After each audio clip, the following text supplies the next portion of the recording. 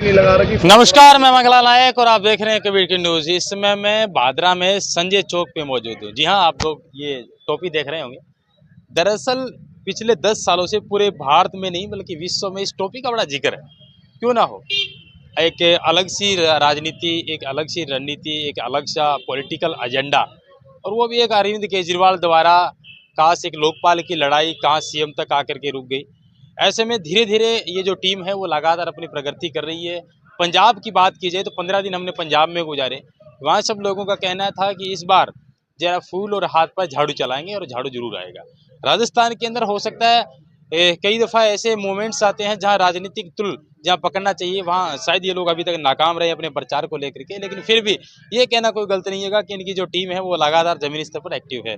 मैं मनोज जी से बातचीत करना चाहूँगा। सर, नौर विधानसभा क्षेत्र में आपकी उम्मीदवारी लगभग तय थी, लेकिन इस बार भादरा विधानसभा क्षेत्र में आपकी टीम है वो लगातार संपर्क कर रही है। क्या कुछ रूपनाथ जी के बारे में आप कहेंगे, जिस तरीके से जन समर्थन को मिला या नहीं मिला, या फिर आपकी पॉलिटिकल एजेंडे को कुछ लोग स्वीकार कर रहे हैं, कुछ लोग ऐसे बोल रहे हैं कि लॉलीपॉप है, इसके बारे में आपका क्या कहना है?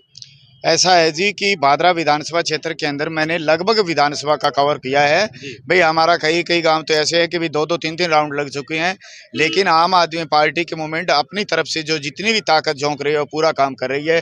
उसके अलावा महंत रूपनाथ जी की अगर जहाँ तक हम बात करते हैं कि जिस तरह आम आदमी पार्टी के राष्ट्रीय संयोजक दिल्ली के मुख्यमंत्री अरविंद जी केजरीवाल ने दिल्ली के अंदर बदलाव करने का काम किया, जो लोगों को गारंटियां दी वो पूरा किया। उसी के तहत देखो पंजाब के अंदर जितने भी किसानों की वो काला कानून लेके आई भारतीय जनता पार्टी, उसका विरोध करने के लिए जब दिल्ली में पहुंचे तो सभी प्रदेशों के सभी किसानों का भाई साथ दिया दिल्ली के मुख्यमंत्री अरविंद जी केजरीवाल ने। तो उनका समर्थन को सहयोग को समझकर भाई पंजाब की जनता ने बताई है कि जो पिछले चुनाव के अंदर 112 में से 112 सीटों में से 92 सीट देने का काम पंजाब की जनता ने किया। और जो गारंटियां पंजाब के अंदर दी उसके अंदर देखो जो 300 यूनिट महीने की लाइट फ्री की थी, तो आज के अपने जो राजस्थान के बिल के हिसाब से बात करते हैं 600 यूनिट बिल के पीछे हो गई, वो काम किया। और जो बेरोजगार भाइयों को गारंटी दी कि जितने बेरोजगार भाई हैं उनके लिए मैं अलग अलग वैकेंसी निकालूंगा, तो 26,500 मुख्यमंत्री बनने के 3 दिन बाद वैकेंसी निकाली और अलग अलग डिपार्टमेंट के अंदर पेपर करवाए। जो राजस्थान के उस अंदर क्या हुआ है कि जो पिछली सरकार ने भारतीय जनता पार्टी की सरकार में 14 पेपर लीक हुए और कांग्रेस की सरकार में 16 पेपर लीक हुए, लेकिन यहाँ पर उन बेरोजगार भाइयों की कोई सुनाई नहीं हुई।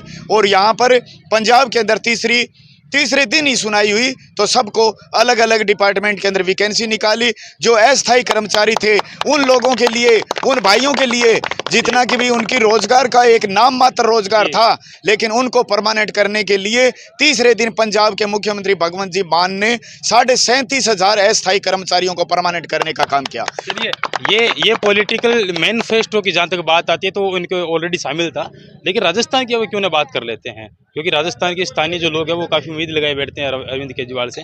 कोई मैनिफेस्टो जारी नहीं हुआ, कोई बड़े स्टार प्रचारक के राजस्थान में नहीं आए अभी तक। इसके पीछे मेन वजह क्या रही होगी? 200 विधानसभा सीट है, दावा किया जा रहा था कि 200 विधानसभाओं पर उम्मीदवारी जताएंगे, लेकिन सिर्फ 86 ही आवेदन आए हैं।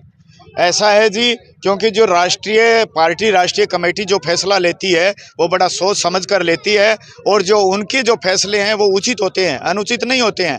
लेकिन जो आपने देखा कि जो भारतीय जनता पार्टी की जो एक अपनी जो दोनों हाथों के अंदर ये लड़ियां रखते हैं ना कि जब चाहे उसको छोड़ दे, जब चाहे उसको पकड़ ले।